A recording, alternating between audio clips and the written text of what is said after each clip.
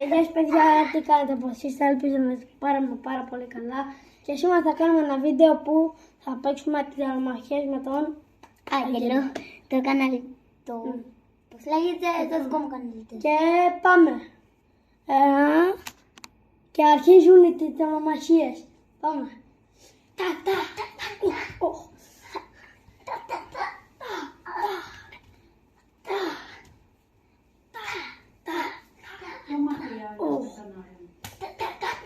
Και Άγγελε θα χτυπείς πίσω στις κρεμάστρες.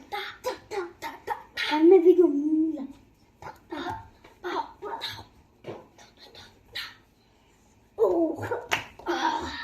Το νίκησα. Όχι και τόσο, Άγγελε. Γιατί Όχι.